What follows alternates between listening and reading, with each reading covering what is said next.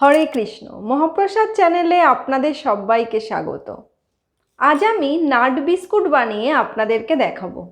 এই nut biscuit বাচ্চাদের খুব প্রিয় হয়।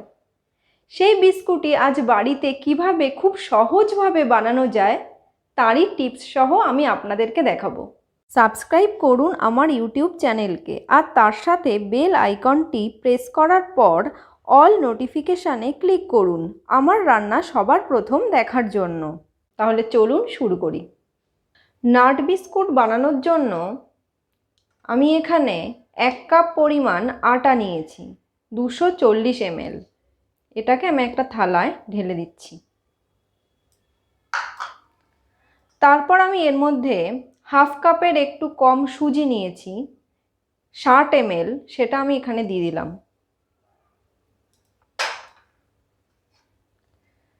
এখানে আমি 8 টেবিল চামচ চিনিকে মিক্সিতে গুঁড়ো করে নিয়েছিলাম, সেটাকে দিয়ে দিচ্ছি।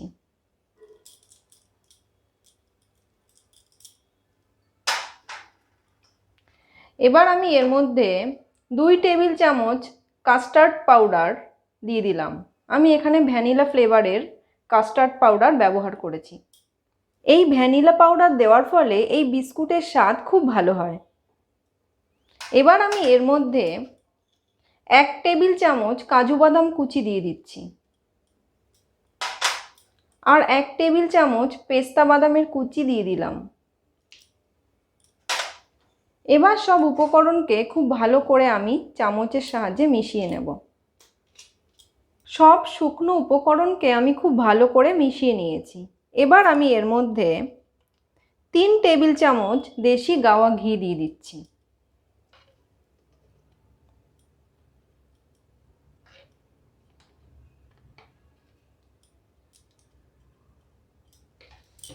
এবার ঘিয়ের সঙ্গে খুব ভালো করে এটাকে ময়ান দিয়ে নেব। ঘিয়ের সঙ্গে আমি সব উপকরণকে খুব ভালো করে মেখে নিয়েছি। এবার এখানে আমি হাফ কাপ পরিমাণ দুধ নিয়েছি বাটিতে। এই দুধটা আমি একবারে দেব না, চামচে করে একটু একটু করে দুধ আমি এখানে অ্যাড করব আর একটা ডো তৈরি করব।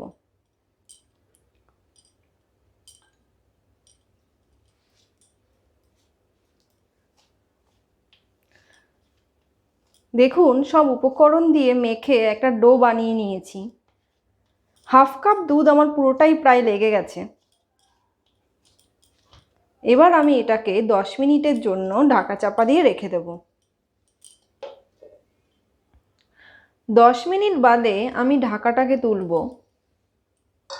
এবার এখান থেকে একটু হাতে নেব,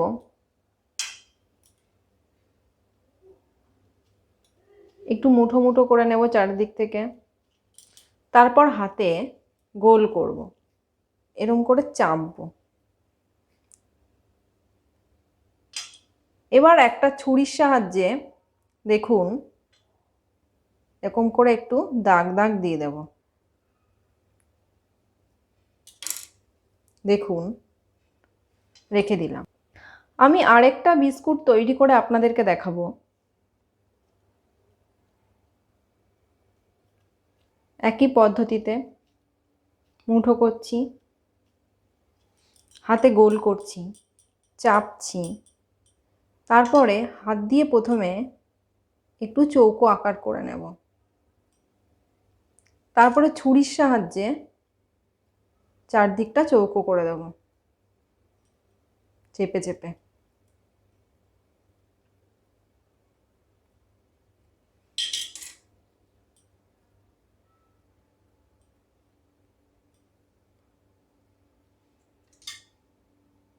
এবার এখানে আমি একইভাবে দাগ দিয়ে দিচ্ছি। এরকম করে আবার দাগ দিয়ে দিচ্ছি।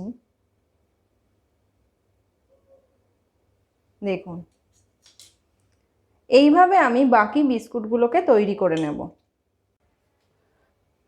আমি এক এক করে সব বিস্কুটগুলোকে তৈরি করে নিয়েছি। বিস্কুটগুলো ভাজার জন্য আমি এখানে কড়াইতে 1 কাপ পরিমাণ সূর্যমুখী তেল গরম করতে বসিয়েছি। তেলটা গরম হয়ে গেলে আমি এর মধ্যে 1 চামচ পরিমাণ ঘি দিয়ে দিচ্ছি।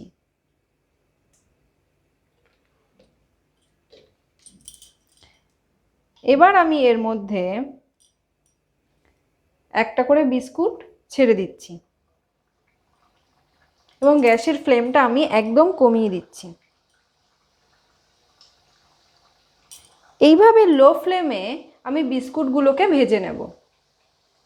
দেখুন বিস্কুটগুলোকে আমি ভেজে নিয়েছি। এবার একটা ছাঁকনির মধ্যে তুলেছি বিস্কুটগুলোকে তেল ঝরানোর জন্য। এই রকম একটু লালচে লালচে করে ভেজে আমি বিস্কুটগুলোকে তুলে নিলাম। একইভাবে আমি বাকি বিস্কুটগুলোকেও ভেজে নেব।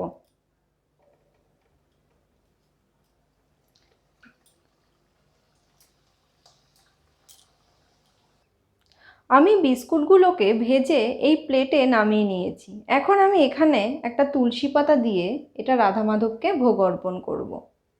আমার এই বিস্কুটের রেসিপিটি যদি আপনাদের ভালো লেগে থাকে তাহলে এই ভিডিওটি লাইক ও শেয়ার করার জন্য অনুরোধ রইল। আজকের মতো আমার রান্না এই পর্যন্তই। আবার ফিরে আসবো নতুন কোনো রেসিপি নিয়ে। সবাই ভালো থাকবেন। হরে কৃষ্ণ।